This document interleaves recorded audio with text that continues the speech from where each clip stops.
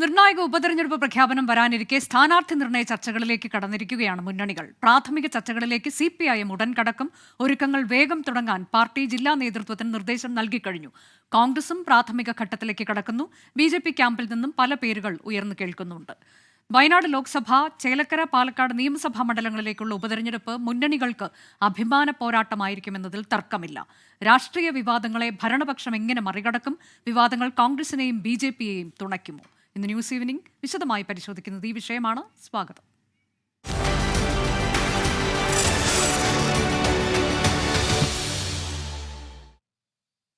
നമുക്കൊപ്പം തത്സമയം അതിഥികൾ ഉണ്ടാകും. കൂടാതെ ഞങ്ങളുടെ റിപ്പോർട്ടർമാരും തത്സമയ വിവരങ്ങൾ നൽകാനുണ്ട്. ചേലക്കരയിലെ വിവരങ്ങളിലേക്കാണ് നമ്മൾ ആദ്യം പോകുന്നത്. ഉപതെരഞ്ഞെടുപ്പ് സ്ഥാനാർത്ഥി ചർച്ചയ്ക്കായി നിർണായക യോഗം വിളിച്ചിരിക്കുന്നു. CPIM തൃശൂർ ജില്ലാ കമ്മിറ്റി തിങ്കളാഴ്ച ജില്ലാ സെക്രട്ടേറിയറ്റ് ചേരും. CPIM സംസ്ഥാന സെക്രട്ടറി MV ഗോവിന്ദൻ പങ്കെടുക്കും. മുൻ MLA UR പ്രദീപിനാണ് സ്ഥാനാർത്ഥി പട്ടികയിൽ മുൻഗണന. CPIM ജില്ലാ സെക്രട്ടേറിയറ്റ് അംഗം TK വാസു, സംസ്ഥാന സെക്രട്ടേറിയറ്റ് അംഗം PK ബിജു എന്നിവരുടെ പേരും പരിഗണനയിലുണ്ട്. സൂരജ് സജിയിൽ ആദ്യം വിശദാംശങ്ങളുമായി ചേരുന്നു. സൂരജ്, ഇപ്പോൾ ഇതിൽ ചേലക്കര എന്നുള്ളത് CPIMനെ സംബന്ധിച്ച് അവരുടെ ഒരു ഉറച്ച മണ്ഡലമാണ്. 96 മുതൽ അവർ കൈവശം വയ്ക്കുന്ന മണ്ഡലമാണ്. രാധാകൃഷ്ണനെ പോലെ അത്ര ജനപിന്തുണയുള്ള ഒരു സ്ഥാനാർത്ഥി അങ്ങോട്ടേക്ക് വേണം എന്നുള്ളത് പാർട്ടിയെ സംബന്ധിച്ച് ഈ ഘട്ടത്തിലൊരു വെല്ലുവിളിയാണോ, അതോ UR പ്രദീപ് എന്ന പേരിലേക്ക് പാർട്ടി എത്തിച്ചേരാനുള്ള സാധ്യതയാണോ ഉള്ളത്? എന്തൊക്കെ വിഷയങ്ങൾ ഇവിടെ പ്രധാനമാകും എന്നതാണ് കരുതേണ്ടത്?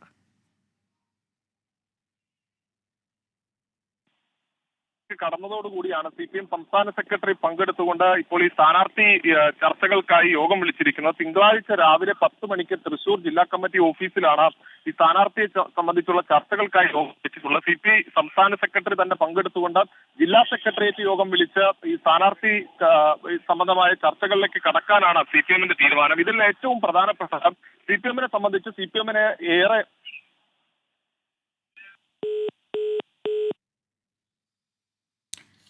ചേലക്കരയിൽ സ്ഥാനാർത്ഥി നിർണയ ചർച്ചകളിലേക്ക് കടക്കുകയാണ്. അത് അത്തരത്തിലേക്കുള്ള ചർച്ചകളിലേക്ക് കടക്കണം, സ്ഥാനാർത്ഥി നിർണയ ചർച്ചകളിലേക്ക് കടക്കണം എന്നുള്ളത് പാർട്ടിയുടെ സംസ്ഥാന നേതൃത്വം ജില്ലാ നേതൃത്വത്തിന് അത്തരം നിർദ്ദേശം നൽകിക്കഴിഞ്ഞതാണ്. അപ്പോൾ അങ്ങനെയൊരു യോഗം ചേരുകയാണ്. അത് ചേലക്കരയുടെ കാര്യത്തിൽ MV ഗോവിന്ദൻ അടക്കം പങ്കെടുക്കുന്ന യോഗം ജില്ലാ സെക്രട്ടേറിയറ്റ് ചേരുന്നു എന്നുള്ളതാണ്. CPIM തൃശൂർ ജില്ലാ കമ്മിറ്റിയാണ് യോഗം വിളിച്ചിട്ടുള്ളത്. CPIM സംസ്ഥാന സെക്രട്ടറി MV ഗോവിന്ദൻ യോഗത്തിൽ പങ്കെടുക്കും. ഞാൻ സൂരജ് സജിയിലേക്ക് തിരികെ എത്താം. ഒരു സാങ്കേതിക തടസ്സമുണ്ട്. തിരുവനന്തപുരത്ത് അജീഷ് ജയകുമാറും പാലക്കാട്ട് നിന്ന് നിഖിൽ പരമേശും വയനാട്ടിൽ നിന്ന് ദീപക് ധർമ്മടവും വിശദാംശങ്ങളുമായുണ്ട്. തിരുവനന്തപുരത്തേക്കാണ് ആദ്യം പോകുന്നത്.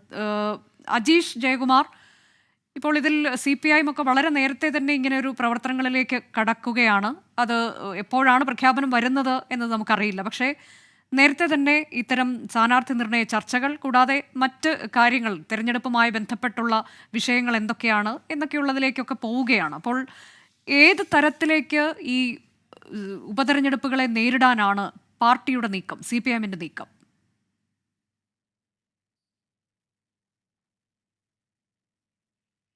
പാർലമെന്റ് രാഷ്ട്രീയത്തിൽ വലിയ പ്രതിസന്ധികളിലൂടെയാണ് ഇപ്പോൾ കടന്നു പോകുന്നത്. കാരണം ഈ ലോക്സഭാ തെരഞ്ഞെടുപ്പിൽ വലിയ തിരിച്ചടിയാണ് അവർ നേരിട്ടത്. കാരണം മത്സരിച്ച 16 സീറ്റുകളിൽ ഒരെണ്ണം ഒഴികെ ബാക്കി എല്ലാത്തിലും തോൽക്കുന്നു. അത് വലിയ നാടകീയമായിട്ടുള്ള പല മണ്ഡലങ്ങളിലും ഭൂരിഭാഗം 3-ാം സ്ഥാനത്തേക്ക് പോകുന്നു. അതായത് നിയമസഭാ മണ്ഡലങ്ങളിൽ 3-ാം സ്ഥാനത്തേക്ക് അവർ പോകുന്നു. അങ്ങനെ വലിയ തിരിച്ചടികളാണ് CPIM നേരിട്ടുകൊണ്ടിരുന്നത്. ഇതിന് ശേഷം വരുന്ന തെരഞ്ഞെടുപ്പാണ് ഈ 3 മണ്ഡലങ്ങളിൽ നടക്കുന്ന തെരഞ്ഞെടുപ്പ്. അതായത് ചേലക്കരയും പാലക്കാടും വയനാടും. വയനാട് സ്വാഭാവികമായും CPIയുടെ സീറ്റാണ്. മറ്റു 2 മണ്ഡലങ്ങളിൽ മാത്രമാണ് CPM മത്സരിക്കുന്നത്. സ്വാഭാവികമായിട്ടും ചേലക്കരയാണ് CPMന് ഏറ്റവും കൂടുതൽ സ്വാധീനമുള്ള മണ്ഡലം. ഈ പറയുന്നത് പോലെ വർഷങ്ങളായി അവർ കൈവശം വച്ചിരിക്കുന്ന മണ്ഡലമാണ്. മാത്രമല്ല K രാധാകൃഷ്ണനെ പോലുള്ള ജനകീയനായ ഒരു വ്യക്തി ജയിച്ചു കയറി വന്ന മണ്ഡലമാണ്, സംവരണ മണ്ഡലമാണ്. അതുകൊണ്ട് അവിടെ അവർക്ക് അധികം വെല്ലുവിളി നേരിടേണ്ടി വരില്ലെന്നാണ് മനസ്സിലാക്കാൻ സാധിക്കുന്നത്. പക്ഷേ പാലക്കാടാണ് അവർ ഏറ്റവും കൂടുതൽ വെള്ളം കുടിക്കാൻ പോകുന്നത്. കാരണം 2 തവണ തുടർച്ചയായിട്ട് 3-ാം സ്ഥാനത്തേക്ക് പോയ മണ്ഡലമാണ്. ഇത്തവണത്തെ ലോക്സഭാ തെരഞ്ഞെടുപ്പിൽ BJP വളരെയധികം വോട്ട് നേടി മുന്നിലെത്തിയ മണ്ഡലമാണ്. സ്വാഭാവികമായിട്ടും ഈ 2 മണ്ഡലങ്ങളും വളരെ അഭിമാന പോരാട്ടമായിട്ടാണ് CPM കാണുന്നത്. അതുകൊണ്ട് ഏറ്റവും മികച്ച സ്ഥാനാർത്ഥികളെ തന്നെ രംഗത്തിറക്കി അവിടെ വിജയിച്ചു കയറാനുള്ളൊരു ഫോർമുലയാണ് CPM ഇപ്പോൾ ആലോചിക്കുന്നത്. അതുകൊണ്ടാണ് ഈ ഇലക്ഷൻ ഡിക്ലറേഷന് വളരെ മുൻപേ തന്നെ CPM ഈ സ്ഥാനാർത്ഥികളുടെ പേരുകൾ ചർച്ച ചെയ്യാൻ തീരുമാനിച്ചത്. ഇന്നലെ ചേർന്ന സംസ്ഥാന സമിതിയിലാണ് ഇതിനെക്കുറിച്ചുള്ള ചർച്ചകൾ ഉണ്ടായത്. 2 ജില്ലാ കമ്മിറ്റികൾക്കും, പാലക്കാട്, തൃശ്ശൂർ ജില്ലാ കമ്മിറ്റികൾക്കും ഇതിനെക്കുറിച്ച് ആലോചിക്കാൻ നിർദ്ദേശം നൽകിയത്. സ്ഥാനാർത്ഥികളുടെ സ്ഥാനാർത്ഥികളുടെ ചുരുക്കപ്പട്ടിക എത്രയും വേഗം സംസ്ഥാന കമ്മിറ്റിക്ക് നൽകുവാനും അടിത്തറയിലുള്ള പ്രവർത്തനങ്ങൾ തുടങ്ങാനുമാണ് സംസ്ഥാന സമിതി നിർദ്ദേശം നൽകിയത്. അതിനെ തുടർന്നാണ് ഇന്നിപ്പോൾ തൃശ്ശൂരിലും അതേപോലെ അതിനുശേഷം പാലക്കാടും ഇനിയിപ്പോൾ സമിതി ചേരും. അവരുടെ ചുരുക്കപ്പട്ടിക സംസ്ഥാന സമിതിക്ക് നൽകും. അതിനുശേഷമായിരിക്കും അടുത്ത വെള്ളിയാഴ്ച സംസ്ഥാന സെക്രട്ടേറിയറ്റ് ചേരുമ്പോൾ ഒരുപക്ഷെ ഈ സ്ഥാനാർത്ഥികളുടെ പേര് തന്നെ പ്രഖ്യാപിച്ചേക്കും. അങ്ങനെ വളരെ മുൻപ് തന്നെ സ്ഥാനാർത്ഥികളുടെ പേര് പ്രഖ്യാപിച്ച് തെരഞ്ഞെടുപ്പ് പ്രവർത്തനവുമായി മുന്നോട്ട് പോകാനാണ് CPM തീരുമാനിച്ചിരിക്കുന്നത്. കോൺഗ്രസിനെ സംബന്ധിച്ചിടത്തോളം നേരത്തെ തന്നെ ചിലരുടെ പേരുകൾക്ക് പുറത്തു വന്നിരുന്നു. പാലക്കാട് രാഹുൽ മാങ്കൂട്ടത്തലിൻ്റെ പേരൊക്കെ പുറത്തു വന്നിരുന്നു, ചർച്ചയിലുണ്ടായിരുന്നു. അതേപോലെ തന്നെ രമ്യ ഹരിദാസ്, ആലത്തൂർ തോറ്റ് രമ്യ ഹരിദാസ് ചേലക്കരയിൽ മത്സരിക്കാൻ താല്പര്യം പ്രകടിപ്പിച്ചിരുന്നു. പക്ഷേ ഔദ്യോഗികമായിട്ട് ഒരു ചർച്ച പാർട്ടിക്കുള്ളിൽ നടന്നിട്ടില്ല. പക്ഷേ ഒരു പാർട്ടിയിൽ ചർച്ച തുടങ്ങുമ്പോൾ തന്നെ ഇവരുടെയൊക്കെ പേരുകളാണ് മുൻപന്തിയിൽ വരാനുള്ള സാധ്യത. എന്തായാലും വയനാട് സംബന്ധിച്ചിടത്തോളം പ്രിയങ്ക ഗാന്ധി ഏതാണ്ട് ഉറപ്പിച്ചു കഴിഞ്ഞു. അതുകൊണ്ട് തന്നെ അവർക്ക് അവിടെ മറ്റൊരു മത്സരത്തിന് സാധ്യത കുറവാണ്. പക്ഷേ ഈ 2 മണ്ഡലങ്ങളാണ് CPM ഏറ്റവും കൂടുതൽ പ്രതീക്ഷ വെച്ചിരിക്കുന്നത്. ഈ 2 മണ്ഡലങ്ങളിൽ ഉറപ്പായിട്ടും ജയിച്ചേ തീരൂ എന്നൊരു നിർബന്ധം CPM-നുണ്ട്. കാരണം അഭിമാനമായിട്ടുള്ള മത്സരമാണ്, വലിയ തെരഞ്ഞെടുപ്പ് തോൽവിക്ക് ശേഷമുള്ള മത്സരമാണ്. വലിയ തെരഞ്ഞെടുപ്പ് തോൽവിക്ക് ശേഷമുള്ള തെരഞ്ഞെടുപ്പ് എന്നുള്ളതിനപ്പുറത്തേക്ക് അതിനുശേഷം വന്നിട്ടുള്ള വിവാദങ്ങൾ ഒരുപാടുണ്ടല്ലോ അജീഷ് ജയകുമാർ. അതിൽ നിന്ന് എങ്ങനെ ഈ വിവാദങ്ങളൊക്കെ ഏത് തരത്തിലേക്ക് മറികടന്ന് പോകാൻ കഴിയും എന്നതിൻ്റെ കൂടി വിലയിരുത്തലുകളിലേക്ക് പാർട്ടി കടന്നോ? ഈ അനുജ, ഈ ലോക്സഭാ തെരഞ്ഞെടുപ്പിലെ തോൽവിയെക്കുറിച്ച് സർക്കാരിനോട് ചോദിക്കുമ്പോൾ സർക്കാർ ആദ്യമൊക്കെ പറഞ്ഞിരുന്നത് സംസ്ഥാന സർക്കാരിൻ്റെ വിലയിരുത്തൽ അല്ല എന്നുള്ളതായിരുന്നു. മുഖ്യമന്ത്രിയോടക്കം ആദ്യം നമ്മൾ ചോദിച്ചപ്പോൾ അത് ഇലക്ഷൻ ടൈമിൽ ഓർക്കുന്നുണ്ടെങ്കിൽ, അതായത് പിണറായിയിൽ അദ്ദേഹം വോട്ട് ചെയ്യാൻ വന്ന ആ ദിവസം ഇത് സർക്കാരിനുള്ള വിലയിരുത്തലാകുമോ എന്ന് ചോദിച്ചപ്പോൾ ക്ഷുഭിതനായിട്ടാണ് മുഖ്യമന്ത്രി അന്ന് മാധ്യമപ്രവർത്തകരോട് പെരുമാറിയത്. അതിനുശേഷം വരുന്ന സംസ്ഥാന ഭരണം വിലയിരുത്തുന്ന 2 തെരഞ്ഞെടുപ്പ് കൂടിയാണ്. അതുകൊണ്ട് തന്നെ മുഖ്യമന്ത്രിയുടെ ഭരണവും മുഖ്യമന്ത്രിക്കെതിരെ ഉയരുന്ന ആരോപണങ്ങളൊക്കെ ഏറ്റവും കൂടുതൽ ചർച്ചയാകാൻ പോകുന്ന 2 തെരഞ്ഞെടുപ്പാണ്. ഈ സമീപകാലത്തുണ്ടായ വിവാദങ്ങളൊക്കെ ചർച്ചയാവാൻ പോകുന്ന തെരഞ്ഞെടുപ്പാണ്. അധിക സമയമൊന്നുമില്ല, ഏതാണ്ട് 4 മാസം കഴിഞ്ഞു ലോക്സഭാ തെരഞ്ഞെടുപ്പ് പൂർത്തിയായിട്ട്. ഇനി 2 മാസത്തിനുള്ളിൽ തന്നെ വിജ്ഞാപനം വരും. അതിപ്പോൾ ഏതാണ്ട് 3 മാസത്തിനുള്ളിൽ തന്നെ തെരഞ്ഞെടുപ്പ് നടക്കുമെന്നുള്ള കാര്യത്തിൽ ഒരു തർക്കവുമില്ല, ഏതാണ്ട് ഉറപ്പാണ്. അതായത് ഡിസംബറിലോ ജനുവരിയിലോ ആയിരിക്കും ഈ ഇലക്ഷൻ തെരഞ്ഞെടുപ്പ് നടക്കുക. എന്തായാലും സർക്കാരിൻ്റെ ഇതുവരെയുള്ള പ്രവർത്തനങ്ങൾ വിലയിരുത്തലാകും ഈ തെരഞ്ഞെടുപ്പ് എന്ന കാര്യത്തിൽ യാതൊരു തർക്കവുമില്ല. സ്വാഭാവികമായിട്ടും സർക്കാർ ഈ തെരഞ്ഞെടുപ്പിന് ശേഷം ഇപ്പോൾ വലിയ വിവാദ ചുഴികളിലൂടെയാണ് ഇപ്പോൾ കടന്നുപോയിക്കൊണ്ടിരിക്കുന്നത്. ഇതെല്ലാം ഈ 2 തെരഞ്ഞെടുപ്പിലും ചർച്ചയാവുന്ന കാര്യത്തിൽ ഒരു തർക്കവുമില്ല. സ്വാഭാവികമായിട്ടും മുഖ്യമന്ത്രിയും അതേപോലെ തന്നെ പാർട്ടിയും ഈ ലോക്സഭാ തെരഞ്ഞെടുപ്പിന് ശേഷം വരുത്തിയ തിരുത്തലുകൾ അത് ജനങ്ങൾ ഏറ്റെടുത്തു എന്നുള്ള കാര്യമൊക്കെ ഈ തെരഞ്ഞെടുപ്പിൽ ചർച്ചയാവും എന്നുള്ള കാര്യത്തിൽ യാതൊരു തർക്കവുമില്ല. മുഖ്യമന്ത്രി ലോക്സഭാ തെരഞ്ഞെടുപ്പിന് ശേഷം പറഞ്ഞത് അത് സർക്കാരിനുള്ള വിലയിരുത്തലല്ല എന്നുള്ളത് കാര്യമായിരുന്നു. ഈ കാര്യമൊക്കെ ഈ 2 തെരഞ്ഞെടുപ്പ് കഴിയുമ്പോൾ ചർച്ചയാകുമെന്നുള്ള കാര്യത്തിൽ തർക്കമില്ല. എന്തായാലും അതിനു വേണ്ടിയിട്ടുള്ള പ്രവർത്തനങ്ങൾ മുൻകൂട്ടി കണ്ടുകൂടിയാണ് പാർട്ടി ഇപ്പോൾ നേരത്തെ തന്നെ സ്ഥാനാർത്ഥികളെ പ്രഖ്യാപിക്കാൻ ഒരുങ്ങുന്നത്, നേരത്തെ തന്നെ പ്രവർത്തനങ്ങൾ തുടങ്ങുന്നത്. അനുജ, അതാണ് ഇപ്പോൾ ചേലക്കരയിലെ വിവരങ്ങളുമായി സൂരജ് ഒരിക്കൽ കൂടിയുണ്ട്.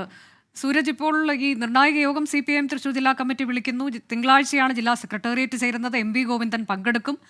അപ്പോൾ അതിൽ ചർച്ചകൾ ഏത് തരത്തിലേക്ക് പോകുമെന്നതാണ്. വളരെ വേഗം തന്നെ സ്ഥാനാർത്ഥി നിർണയത്തിലേക്ക് കടക്കാനാണോ പാർട്ടിയുടെ തീരുമാനം?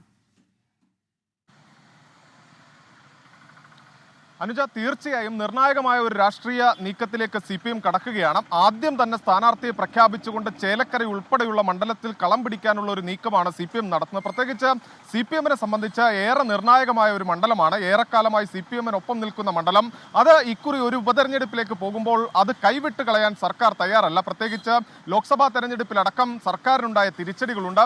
ആ തിരിച്ചടികൾ മറികടന്ന് പാർട്ടി മുന്നേറി എന്ന് പൊതുസമൂഹത്തിന് മുന്നിൽ അത്തരത്തിലൊരു ആശയം എത്തിക്കണമെങ്കിൽ പോലും ചേലക്കര ഉപതെരഞ്ഞെടുപ്പിൽ ജയം CPM-നെ സംബന്ധിച്ച് അനിവാര്യമായി നിൽക്കുന്ന ഒരു ഘട്ടമാണ്. അതുകൊണ്ട് തന്നെ ഈ മുന്നൊരുക്കങ്ങളിലൂടെ ഈ കളം പിടിച്ച് നേരത്തെ തന്നെ സ്ഥാനാർത്ഥിയെ അവതരിപ്പിച്ചുകൊണ്ട് ഒരു മേൽക്കൈ ഉണ്ടാക്കിയെടുക്കാനുള്ള ഒരു നീക്കമാണ് CPM നടത്തുന്നത്. ഈ സ്ഥാനാർത്ഥി പ്രഖ്യാപനത്തിനൊക്കെ മുൻപ് തന്നെ, അതായത് ഈ ചർച്ചകളിലേക്ക് CPM കടക്കുന്നതിന് മുൻപ് തന്നെ ഇവിടെ മുഖ്യമായി പരിഗണിക്കുന്ന സ്ഥാനാർത്ഥിയായി പരിഗണിക്കുന്ന UR പ്രദീപ് ഈ മണ്ഡലത്തിൽ ഇതിനോടകം തന്നെ സജീവമായി കഴിഞ്ഞു. സംസ്ഥാന പട്ടികജാതി പട്ടികവർഗ ചെയർമാനാണ്, പട്ടികവർഗ കമ്മീഷന്റെ ചെയർമാനാണ് നിലവിൽ ഈ UR പ്രദീപ് എന്ന് പറയുന്നത്. അതുകൊണ്ട് തന്നെ ഈ UR പ്രദീപ് നേരത്തെ തന്നെ ഇവിടെയുള്ള മണ്ഡലത്തിലെ പരിപാടികളെല്ലാമായി ബന്ധപ്പെട്ടുകൊണ്ട് തന്നെ UR പ്രദീപ് കുറെ കൂടി സജീവമായിട്ടുണ്ട്. പ്രത്യേകിച്ച് ഈ പട്ടികജാതി പട്ടികവർഗ വികസന കോർപ്പറേഷൻ ചെയർമാൻ എന്ന തരത്തിൽ മണ്ഡലത്തിലെ പൊതുപരിപാടികളിലെല്ലാം തന്നെ പങ്കെടുക്കുന്നു. അതോടൊപ്പം തന്നെ മറ്റനുബന്ധ പരിപാടികളിലെല്ലാം പങ്കെടുത്തുകൊണ്ട് UR പ്രദീപ് ഈ കളം നിറയാനുള്ള ഒരു സാധ്യത ഈ സ്ഥാനാർത്ഥി ചർച്ചകൾക്ക് മുൻപേ തന്നെ ഒരുക്കിയതാണ്. അതിന് പിന്നാലെയാണ് CPM തിങ്കളാഴ്ച ഇപ്പോൾ ജില്ലാ സെക്രട്ടേറിയറ്റ് യോഗം ചേർന്നുകൊണ്ട് ഈ സ്ഥാനാർത്ഥി സംബന്ധിച്ചുള്ള ഔദ്യോഗികമായ ചർച്ചകളിലേക്ക് കടക്കുന്നത്. CPMന്റെ സംസ്ഥാന സെക്രട്ടറി തന്നെ പങ്കെടുത്തുകൊണ്ട് ഈ യോഗം വിളിച്ചു ചേർക്കുക എന്നുള്ളതാണ് CPMന്റെ തീരുമാനം. ഇനി മറ്റു ക്യാമ്പുകളിലേക്ക് വന്നു കഴിഞ്ഞാൽ കോൺഗ്രസിനെ സംബന്ധിച്ച് UDFനെ സംബന്ധിച്ച് രമ്യ ഹരിദാസ് തന്നെയാണ് ഇവിടെ സ്ഥാനാർത്ഥിയായി എത്തുക എന്ന തരത്തിലുള്ള മുന്നൊരുക്കങ്ങളുമായാണ് മുന്നോട്ട് പോകുന്നത്. രമ്യ ഹരിദാസ് ആകട്ടെ കഴിഞ്ഞ ലോക്സഭാ തെരഞ്ഞെടുപ്പ് വേളയിൽ നമ്മൾ കണ്ടതാണ്. അന്ന് മണ്ഡലത്തിലെല്ലാം തന്നെ രമ്യ ഹരിദാസിനെതിരെ ഉയർന്ന ആരോപണം ഈ ജയിച്ചു മണ്ഡലത്തിൽ നിന്ന് പോയതിനു ശേഷം രമ്യ മണ്ഡലത്തിലേക്ക് എത്തിയിരുന്നില്ല എന്ന തരത്തിലെല്ലാം വലിയ വിമർശനങ്ങൾ ശക്തമായിരുന്നു. തെരഞ്ഞെടുപ്പ് തോൽവിയുടെ ഭാഗമായിക്കൊണ്ട് നടന്ന വിലയിരുത്തലുകളിലെല്ലാം തന്നെ ഈ രമ്യ മണ്ഡലത്തിൽ സജീവമാകാതെ പോയതെല്ലാം തന്നെ തിരിച്ചടിയായി എന്ന വിലയിരുത്തൽ കോൺഗ്രസിനുണ്ടായിരുന്നു. അതുകൊണ്ട് തന്നെ ചേലക്കരയിൽ വീണ്ടും ഒരു ഉപതെരഞ്ഞെടുപ്പ് നടക്കുന്ന സമയത്ത് അത് കഴിഞ്ഞ തെരഞ്ഞെടുപ്പിലുണ്ടായ പ്രശ്നങ്ങൾ പരിഹരിക്കുന്നതിന് വേണ്ടി മണ്ഡലത്തിൽ സജീവമാകുന്ന നില അത് രമ്യ ഹരിദാസിന്റെ ഭാഗത്തു നിന്നുണ്ടായി. അത് മണ്ഡലത്തിലെ മരണാനന്തര ചടങ്ങുകളാകട്ടെ അങ്ങനെ തുടങ്ങി വിവാഹങ്ങളാകട്ടെ ചെറിയ പരിപാടികളിൽ പോലും ഈ കാലയളവിൽ അതായത് ഈ തെരഞ്ഞെടുപ്പ് തോൽവിക്ക് ശേഷം പാർലമെന്റ് തെരഞ്ഞെടുപ്പിന് ശേഷം രമ്യ ഹരിദാസ് മണ്ഡലത്തിൽ കൂടുതൽ സജീവമാകുന്ന കാഴ്ച നമ്മൾ കണ്ടു. BJPയിലേക്ക് വന്നു കഴിഞ്ഞാൽ ഈ ആലത്തൂരിലെ NDA സ്ഥാനാർത്ഥിയായി മത്സരിച്ച സരസ്വ തന്നെയായിരിക്കും വീണ്ടും BJPയുടെ സ്ഥാനാർത്ഥിയായി എത്തുക എന്നുള്ളതാണ് പറയുന്നത്. പക്ഷേ അതോടൊപ്പം തന്നെ ഒരു പേര് കൂടി BJP പരിഗണിക്കുന്നുണ്ട്. അത് തിരുവില്ലാമല പഞ്ചായത്ത് മുൻ വൈസ് പ്രസിഡന്റ് ആയിരുന്ന K ബാലകൃഷ്ണനെയാണ് പരിഗണിക്കുന്നത്. TN സരസുവിന്റെ സാന്നിധ്യം ഈ മണ്ഡലത്തിൽ ഉണ്ടാകും, അല്ലെങ്കിൽ TN സരസു സ്ഥാനാർത്ഥിയായി ഇവിടെ എത്തും എന്നൊരു വിലയിരുത്തലുണ്ട്. പക്ഷെ അതിനപ്പുറം BJP ക്യാമ്പ് പറയുന്നത് പ്രാദേശികമായി തന്നെ അതായത് ചേലക്കരക്കാർക്ക് അറിയാവുന്ന ചേലക്കരക്കാർക്ക് പരിചയമുള്ള ഒരു സ്ഥാനാർത്ഥി വരണം എന്ന് ഈ മണ്ഡലത്തിൽ നിന്നുള്ള നേതാക്കളും പ്രവർത്തകരും ആവശ്യപ്പെടുന്നു. അങ്ങനെയെങ്കിൽ K ബാലകൃഷ്ണനായിരിക്കും NDAയുടെ സ്ഥാനാർത്ഥിയായി ഇവിടെ എത്തുക. ഇനി ഈ മണ്ഡലത്തിന്റെ ഒരു സാധ്യത കൂടി പരിശോധിക്കുകയാണെങ്കിൽ 3 പഞ്ചായത്തുകൾ ഇപ്പോഴും ഭരിക്കുന്നത് കോൺഗ്രസ് ആണ്. പഴയന്നൂർ, കൊണ്ടാഴി, തിരുവല്ലാമല. പ്രത്യേകിച്ച് LDFന്റെ കോട്ട, ഇടതുകോട്ട എന്ന് പറയുന്ന മണ്ഡലത്തിൽ 3 പഞ്ചായത്ത് ഭരിക്കുന്നത് ഈ കോൺഗ്രസ് ആണ്. അതിൽ ചേലക്കര, പാഞ്ഞാൾ, വള്ളത്തോൾ, ഈ വരവൂർ, ദേശമംഗലം, മുള്ളൂർക്കര എന്നീ പഞ്ചായത്തുകൾ മാത്രമാണ് CPMന്റെ കയ്യിലുള്ളത്. പക്ഷേ ഈ മണ്ഡലത്തെ സംബന്ധിച്ച് ഇക്കുറി ഒരു ഉപതെരഞ്ഞെടുപ്പിലേക്ക് പോകുമ്പോൾ പ്രധാന സവിശേഷത എന്നുള്ളത് ഈ ചേലക്കരയിൽ നമ്മൾ കാണാൻ പോകുന്നത് ഒരു ത്രികോണ പോരാട്ടമായിരിക്കുമെന്നത് നമുക്ക് അടിവരയിട്ട് പറയാൻ കഴിയും. കാരണം ആലത്തൂരിൽ നടന്ന പാർലമെന്റ് തെരഞ്ഞെടുപ്പ് നമ്മൾ കണ്ടതാണ്. അന്ന് ഈ 1 ലക്ഷത്തിൽ താഴെ മാത്രം വോട്ടുണ്ടായിരുന്ന BJP ആകട്ടെ ഇക്കുറി ആലത്തൂരിലെ തെരഞ്ഞെടുപ്പിൽ ഈ ഇരട്ടിയിലധികം വോട്ടിലേക്ക് മാറുന്നു. അങ്ങനെ ചേലക്കരയിൽ കൃത്യമായി BJPക്ക് ഒരു അടിത്തറ ഉണ്ടാക്കാൻ ഈ കഴിഞ്ഞ തെരഞ്ഞെടുപ്പിൽ കഴിഞ്ഞതാണ്. ആ അടിത്തറ എത്രത്തോളം പ്രകടമാണെന്ന് കൂടി മനസ്സിലാക്കാൻ കഴിയുന്ന ഒരു തെരഞ്ഞെടുപ്പായിരിക്കും ഈ വരാൻ പോകുന്ന. പ്രത്യേകിച്ച് ഈ തിരുവില്ലാമല, പഴയന്നൂർ, കൊണ്ടാഴി തുടങ്ങിയ മേഖലകളിലെല്ലാം തന്നെ BJPക്ക് വലിയ സ്വാധീനമുണ്ട്. തിരുവില്ലാമലയിൽ കഴിഞ്ഞ തവണ പഞ്ചായത്ത് തെരഞ്ഞെടുപ്പിലടക്കം വലിയ മുന്നേറ്റം BJP പ്രവർത്തകർ ഉണ്ടാക്കിയതാണ്. അതുകൊണ്ട് തന്നെ എല്ലാ ക്യാമ്പും ഒരുപോലെ പ്രതീക്ഷ വയ്ക്കുന്ന ഒരു സാഹചര്യമാണുള്ളത്. നമുക്ക് ഇവിടെ പ്രദേശവാസികളായിട്ടുള്ള ഒത്തിരി പേരുണ്ട്. ചേട്ടാ, തെരഞ്ഞെടുപ്പിലേക്ക് പോവുകയാണ്. CPMന്റെ സ്ഥാനാർത്ഥി പ്രഖ്യാപനം വരാൻ പോകുന്നത്. എങ്ങനെയാണ്, ഒരുങ്ങിക്കഴിഞ്ഞോ ചേലക്കര? ചേലക്കര തെരഞ്ഞെടുപ്പിന് ഒരുങ്ങി കഴിഞ്ഞിരിക്കുന്നു. ആർക്കാ സാധ്യത? സാധ്യത UR പ്രദീപ് ആണെങ്കിൽ UR പ്രദീപിനായിരിക്കും. സ്ഥാനാർത്ഥി പ്രഖ്യാപനം വന്നിട്ടുണ്ടെങ്കിൽ രമ്യ ഹരിദാസ് ആണ് കോൺഗ്രസിന്റെ സ്ഥാനാർത്ഥിയായി എത്തുകയെങ്കിൽ എങ്ങനെയായിരിക്കും മത്സരം ഉണ്ടാവുക? അതുപോലെ തന്നെ TN സരസു കഴിഞ്ഞ തെരഞ്ഞെടുപ്പിലൊന്നും സജീവമായിരുന്നില്ല. പക്ഷെ BJPക്ക് കുറച്ചുകൂടി കളം പിടിക്കാൻ കഴിഞ്ഞിരുന്നു. പക്ഷെ കഴിഞ്ഞ തെരഞ്ഞെടുപ്പിലൊന്നും ഇത്ര സജീവമായിരുന്നില്ല. അപ്പോൾ ഒരു ത്രികോണ പോരാട്ടത്തിലേക്ക് പോകും എന്നുള്ളതാണ്. ഇത് തന്നെയാണ് അനുജ. എന്തായാലും ഇവിടെയുള്ള പ്രദേശവാസികൾക്കടക്കം പറയാനുള്ളത് ഒരു ശക്തമായ പോരാട്ടം അത് ചേലക്കരയിൽ നടക്കും. എന്തായാലും CPM ആദ്യ നീക്കം എന്ന തരത്തിൽ സ്ഥാനാർത്ഥി ചർച്ചകളിലേക്ക് കടക്കുകയാണ്. അതാണ് ചേലക്കരയിൽ നിന്നുള്ള വിവരങ്ങൾ. സൂരജ് സജിയാണ് വിശദാംശങ്ങൾ നൽകി.